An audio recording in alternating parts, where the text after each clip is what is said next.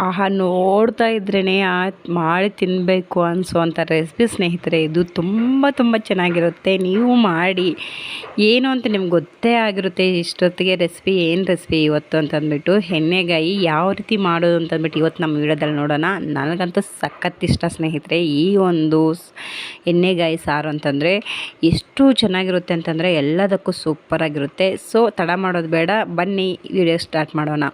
ಇವಾಗ ನಾನು ಬದನೆಕಾಯಿ, ಬಿಳಿ ಬದನೆಕಾಯಿ ತೊಗೊಂಡಿದ್ದೀನಿ. ಒಂದು 9 ಬದನೆಕಾಯಿ ತೊಗೊಂಡು ಅದನ್ನು ಕಟ್ ಮಾಡಿ 4 ಭಾಗ ಉಪ್ಪು ನೀರಿಗೆ ಸೇರಿಸಿ ಬಿಟ್ಟಿದ್ದೀನಿ. ಇವಾಗ ಮಸಾಲೆ ರೆಡಿ ಮಾಡ್ಕೊತಾ ಇದ್ದೀನಿ.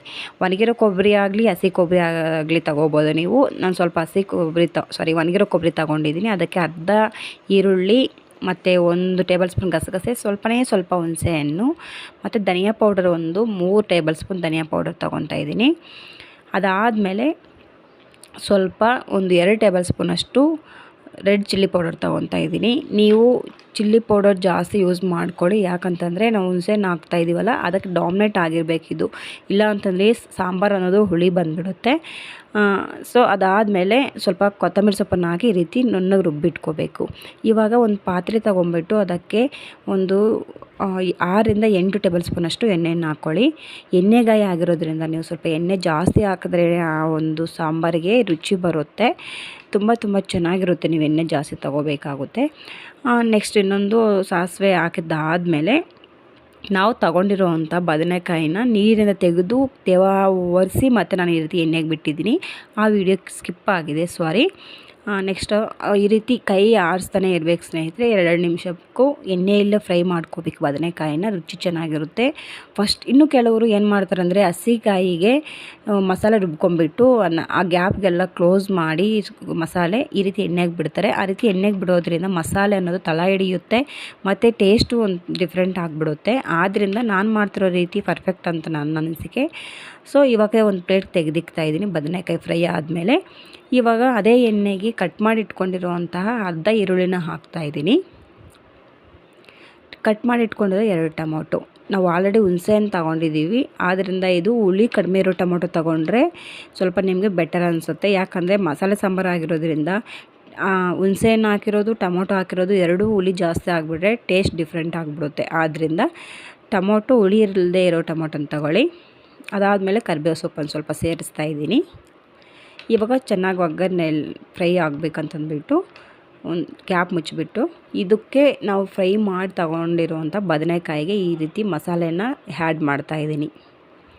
ಎಲ್ಲದಕ್ಕೂ ನೀವು ಎಲ್ಲ ಬದನೆಕಾಯಿಗೂ ಮಸಾಲೆಯನ್ನು ಆ್ಯಡ್ ಮಾಡ್ಕೊಳ್ಳಿ.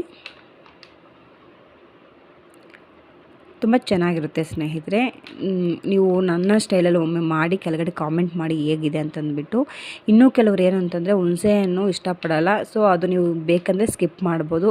ನಮ್ಮ ಮನೆಯಲ್ಲಿ ಅದು ಹಾಕಿದ್ರೆ ಸ್ವಲ್ಪ ಇಷ್ಟದಿಂದ ತಿಂತಾರೆ ಅಂತ ಕಾರಣಕ್ಕಷ್ಟೇ. ಖಂಡಿತ ನೀವು ಹುಣಸೆಹಣ್ಣು ಹಾಕ್ಲೇಬೇಕಂತೇನಿಲ್ಲ, ಸ್ಕಿಪ್ ಮಾಡ್ಬೋದು. ಕರ್ನಾಟಕದಲ್ಲಿ ಆಲ್ಮೋಸ್ಟ್ ಹುಣಸೆಹಣ್ಣು ಇಲ್ಲದೇ ಮಾಡೋದು ಜಾಸ್ತಿ. ಆದ್ದರಿಂದ ನೀವು ಸ್ಕಿಪ್ ಮಾಡಿ ಮಾಡ್ಕೋಬೋದು. ಇವಾಗ ಉಳಿದಿರೋ ಮಸಾಲೆಯನ್ನು ಈ ರೀತಿ ಒಗ್ಗರಣೆಗೆ ಹಾಕ್ತಾಯಿದ್ದೀನಿ. ನಾವು ಜಾಸ್ತಿ ನೀರನ್ನು ಸೇರ್ಸೋಕ್ಕೆ ಹೋಗಬಾರ್ದು. ಈ ಎಣ್ಣೆಗಾಯಿ ಅನ್ನೋದು ಯಾವಾಗಲೂ ನಮಗೆ ಸ್ವಲ್ಪ ಗ್ರೇವಿ ಥರನೇ ಇರಬೇಕು. ಆವಾಗಲೇ ಟೇಸ್ಟ್ ಅನ್ನೋದು ಚೆನ್ನಾಗಿರುತ್ತೆ. ಮಸಾಲೆನೆಲ್ಲ ಚೆನ್ನಾಗಿ ಈ ರೀತಿ ತಳ ಹಿಡಿದಿರ ಸ್ವಲ್ಪ ನೀರು ಸೇರಿಸ್ಕೊಂಡು ಈ ರೀತಿ ಕಲಿಸ್ಕೊಂಡ್ಬಿಟ್ಟಿದ್ದಾದಮೇಲೆ ನಾವು ರೆಡಿ ಮಾಡಿ ಇಟ್ಕೊಂಡಿರೋವಂತಹ ಬದನೆಕಾಯಿನ ಸೇರಿಸ್ತಾಯಿದ್ದೀನಿ. ಜಸ್ಟು ಉಪ್ಪು ಖಾರ ಎಲ್ಲ ನೋಡ್ಕೊಂಬಿಟ್ಟು ನಿಮ್ಗೆ ಏನು ಕಡಿಮೆ ಆಗಿದೆಯೋ ಅದನ್ನು ಇವಾಗಲೇ ಸೇರಿಸ್ಕೊಂಬಿಡಿ ಸ್ನೇಹಿತರೆ. ಅದಾದಮೇಲೆ ನಾನು ಉಪ್ಪು ಸ್ವಲ್ಪ ಕಡಿಮೆ ಅನ್ನಿಸ್ತು, ಅದರಿಂದ ಕಲ್ಲುಪ್ಪನ್ನು ಸೇರಿಸ್ತಾ ಇದ್ದೀನಿ. ಜಸ್ಟು ಇದನ್ನೆಲ್ಲ ಸೇರಿಸಿದ್ದಾದಮೇಲೆ ಒಂದು 5 ರಿಂದ 8 ನಿಮಿಷ ಸ್ಟೌವ್ನ ಮೀಡಿಯಮ್ ಫ್ಲೇಮಲ್ಲೇ ಇಟ್ಕೊಂಡ್ಬಿಟ್ಟು ಬೇಯಿಸ್ಕೊಂಡ್ರೆ ಎಣ್ಣೆಕಾಯಿ ಸಾಂಬಾರು ರೆಡಿ ಸ್ನೇಹಿತರೆ. ನೋಡ್ತಾ ಇದ್ದರೆ ಬಾಯಲ್ಲಿ ನೀರು ಬರ್ತಿದೆ. ನಿಜವಾಗ್ಲೂ ಅಷ್ಟು ಸೂಪರಾಗಿರುತ್ತೆ. ಎಲ್ಲದಕ್ಕೂ ಒಳ್ಳೆ ಕಾಂಬಿನೇಷನ್ ಅಂತಲೇ ಹೇಳ್ಬೋದು. ಈ ಗ್ರೇವಿ ಆಗಲಿ ಎಣ್ಣೆಗಾಯಿ ಮಸಾಲೆ ಒಂದು ರೈಸ್ಗೆ ಆಗ್ಬೋದು, ಟೊಮೊಟೊ ರೈಸ್ಗೆ ಆಗ್ಬೋದು, ಪಲಾವ್ಗೆ ಆಗ್ಬೋದು, ಚಪಾತಿಗೆ, ಮುದ್ದೆಗೆ, ರೈಸ್ಗೆ ಸೂಪರಾಗಿರುತ್ತೆ. ಒಮ್ಮೆ ನೀವು ಟ್ರೈ ಮಾಡಿ ಹೇಗಿದೆ ಅಂತ ನನ್ನ ಕಾಮೆಂಟ್ ಮುಖಾಂತರ ತಿಳಿಸ್ಕೊಡಿ. ಈ ವಿಡಿಯೋ ಇಷ್ಟ ಆಗಿದ್ರೆ ಲೈಕ್ ಮಾಡಿ, ಶೇರ್ ಮಾಡಿ, ಕಾಮೆಂಟ್ ಮಾಡಿ, ಚಾನಲ್ಗೆ ಸಬ್ಸ್ಕ್ರೈಬ್ ಮಾಡ್ಕೊಂಡು ನೋಡಿ.